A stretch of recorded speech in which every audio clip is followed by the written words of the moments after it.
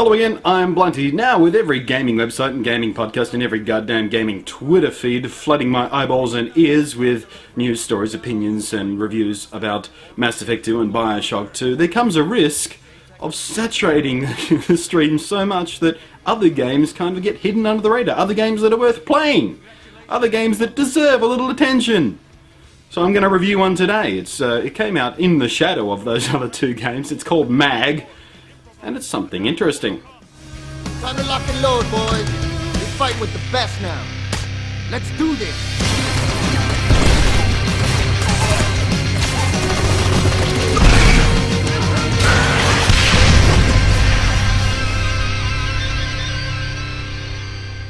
On the surface, MAG doesn't seem like anything special. It's a first-person shooter. It's set in the near future, featuring 3 private military factions, all trying to kick the squishy bits out of the opposing forces.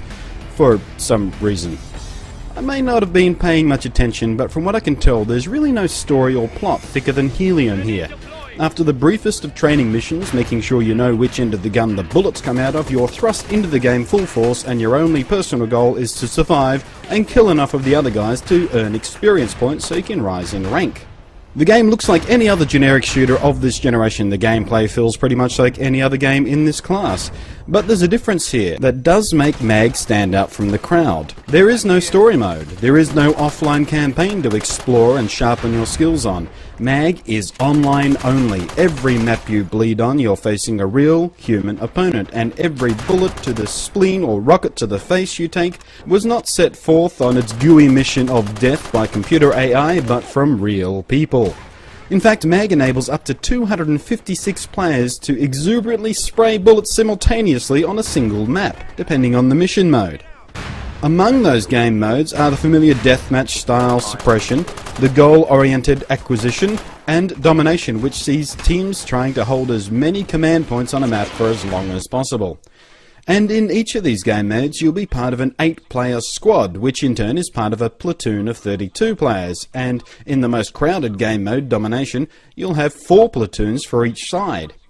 Predictably, as with any online team-based game, unless you've organised a squad of trusted friends, the random groupings of teammates you've never met before fighting by your side generally show no concept of teamwork, have no interest in organised battle plans, and it pretty much winds up as a free-for-all.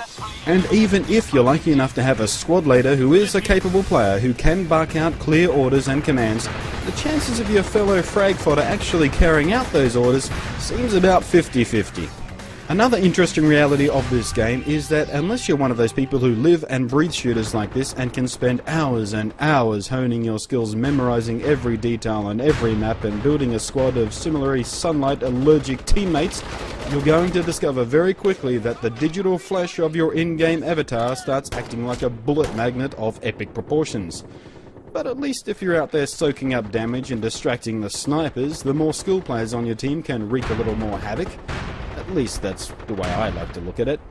Look! I caught a rocket with my face! I'm helping! MAG, being a game where your only option is to play online, you'd hope it does bloody well in it. And to be honest, I was pleasantly surprised. I didn't expect it to work as well as it did. There were no weird glitches that caught me out. I could detect no sign of the bane of online shooters, the Leviathan of lag.